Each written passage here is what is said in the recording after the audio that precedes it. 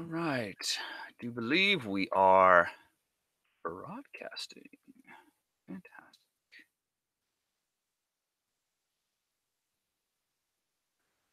All right. Good morning, everybody.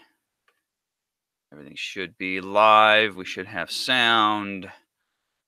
Everybody could let me know for sure if they can hear me. I will just do a quick sanity check here, make sure the audio is broadcasting, and it is. All right, we are set. Well, good morning, everybody. It is October 29th. It is a quarter to 6 a.m. for me on the West Coast, and Halloween in a couple of days. Can't believe it's already here. The year is winding down. Well, let's take a look at what the markets are doing at the moment. We had them open, of course, the futures markets, that is, opened yesterday afternoon in my neck of the woods. And starting with the the S&P 500 E-mini, we have definitely pushed up all night long. The overseas buyers were just very active and wanted to push things up. So, although on Friday we did definitely have sort of a, you can see here we had a bit of a sideways to down day, but definitely in the value area. And now we have popped above. We've popped above this descending trend line here, popped out of this little wedge we were forming here. And now we're popping up to test the second trend line up above. And that's getting up also into our former buy zone, which is now a sell zone.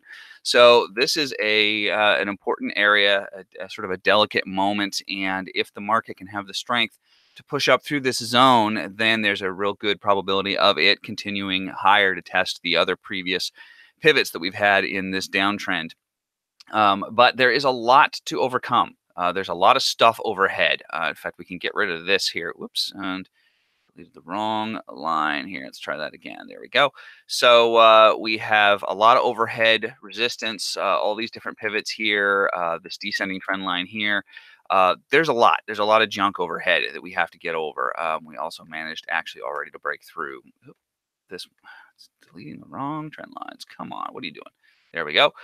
And there's just a lot of stuff. So depending on what the strength is this morning, we have broken above the zero line on the Navigator. The Navigator, of course, was very, very divergent. Every single one of these thrusts down. It just shallower, shallower, shallower. So there is some strength to be shown.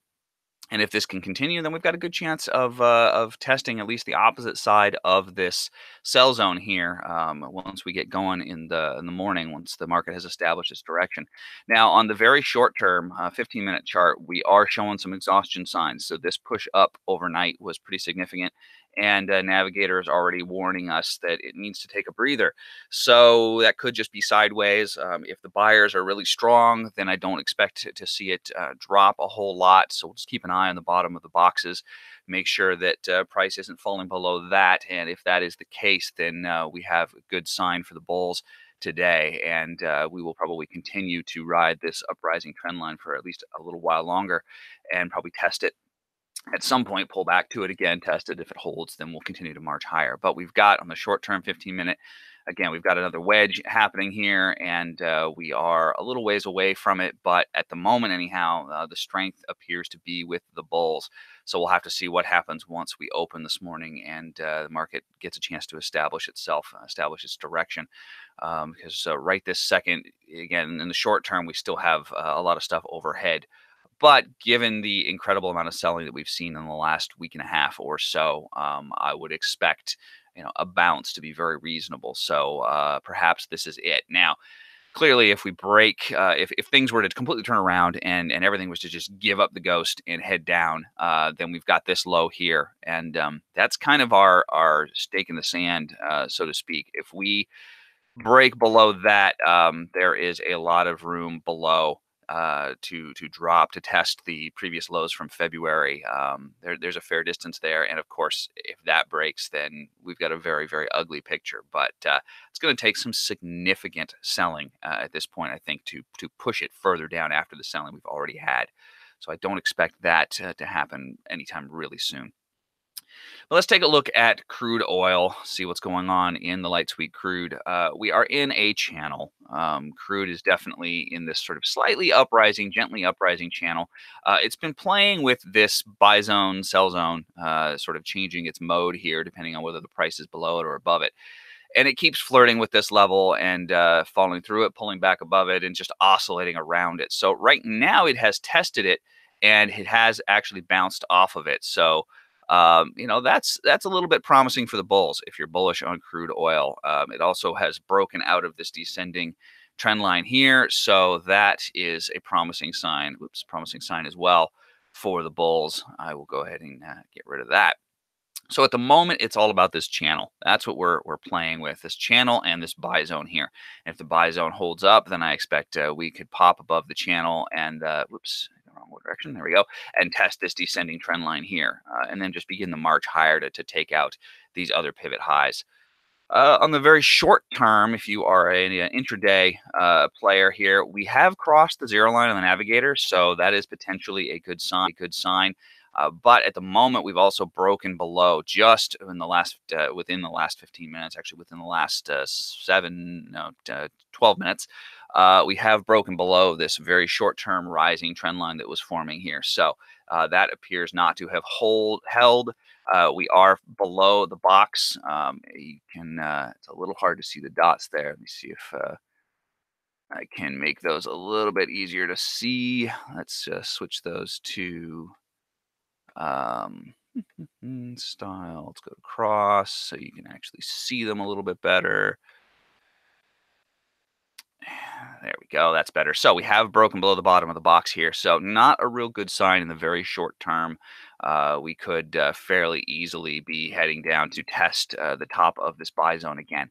So short term, we've got some problems here happening, and crude is actually heading lower even as we speak. So the point to watch for if you're a very short term trader, of course, is going to be this low here, and that's what you don't want to see it take out. If it takes that out, then it is very likely going to want to test the rest of the buy zone down to the bottom here, and maybe even test this rising, slightly longer term trend line on the 60-minute. So keep an eye on that level, and that's what you're going to be really watching for if you really want to get bearish. That is your line in the sand, so to speak, to be watching is that area right there. Now on gold, let's take a look at good old gold. Well, gold, oops, come on, come back. There we go. Gold has been in this, again, another rising channel, basically, a little gently sloping channel. And it's been bouncing around in it as the market has been going crazy the last week or so. And right this moment, anyway, it's kind of right in the middle. It's really unclear which direction it's ultimately going to want to go if it wants to start trending, because this is a very non-trending gold market at the moment.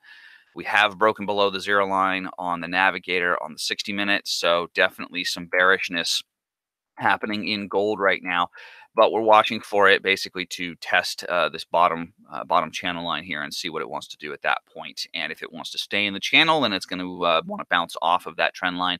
It might give you a bit of an opportunity to trade if you're a shorter term trader just between these two channel lines. And if you're a very short term intraday scalper type, we have actually broken below a much shorter term rising trend line here. So definitely some bearishness at the moment, but we also got some exhaustion. So the magenta navigator here was warning us that this move down was done, overextended, and it has actually come back up significantly. Navigator's heading towards the zero line, looking like it wants to try to test zero, but it did that back here, and you can see it tested it and just failed, and then just sold right off. So we need to see what's going to happen if Navigator can get up to the zero. Will it actually be able to hop over it? Will it be able to hold above it? We're kind of in a wait and see mode here. So that is the situation with gold. Really, is in the short term, wait and see. We don't have a clear direction right this instant. So we're just waiting for some kind of a distinct confirmation to either direction. Either get over the zero line and maybe get a close above the box to tell us that momentum is coming into the upside. Or if this just gives up and does not get over the zero line on the navigator and gets below the box again, then we are looking for some bearish direction there and potentially some bearish trading to be had.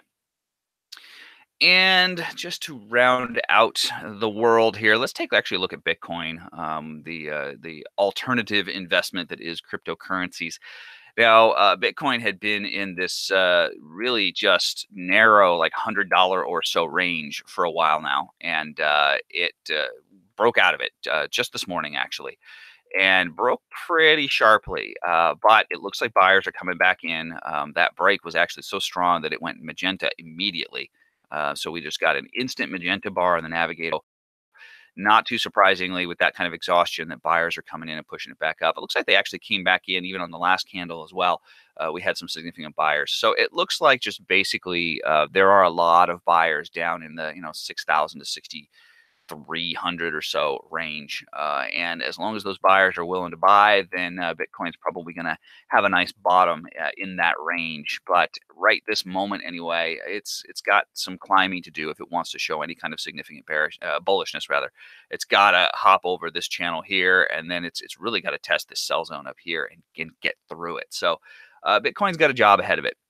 If you are an intraday Bitcoin trader and you are into scalping cryptos, well, we had that big push down, and on the 15-minute Navigator went extremely magenta very, very quickly. Even before the big push down, it already was showing signs of exhaustion and saying, "Hey, this move is getting tired." And then it's just really super duper oversold at this point, extremely, extremely oversold.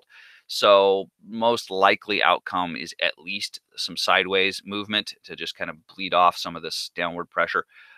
If not possibly even a bit of a bounce, but at least it needs to kind of go sideways and just digest this big move down that we had just this morning, just in the last couple of hours. So we've got the 21 EMA acting as resistance at the moment. So really, if Bitcoin can't get above that, at least that's kind of the shortest term indication we're looking for it to get over to show any kind of signs of bullishness. So right now, Bitcoin looking pretty bearish, but it's got this low here on the 60-minute, easier to see there. We've got that low there that we need to overcome if we want to really see some significant bearishness, especially this area here. This is really the congestion zone we're looking at, and so it's kind of gotta hop over that to get any real serious bearishness. And you can see that it actually got into that zone and then just immediately popped right back up. So right now, that zone is our support area, and it looks to be holding well there. So as long as Bitcoin stays above that, there's a reasonably good sign that it's got buyers down in this level. But if it breaks down below this low here, then there's definitely some bad things ahead for crypto, and the market is likely to head lower for a bit. So that is kind of how the market is shaping up this morning. Not a real clear direction or anything first thing out of the gate on the S&P. So for me, I am waiting to see what happens this morning at the open. I'm going to give it that opening half hour at least, if not hour, maybe depending on how quickly it wants to show us some direction. And then look to trade what the market is showing me, and just try to go with the market, whatever it wants to do. So that's our morning market analysis for Stock Navigators. I am Jonathan van Clute. I hope this has been useful to you, and I hope to see you here in the future. I'll be here every morning at 5:45 Pacific for the morning analysis, and I'll be here again at 1 p.m. Pacific for the afternoon recap, and we'll go over what occurred today. That's it, everybody.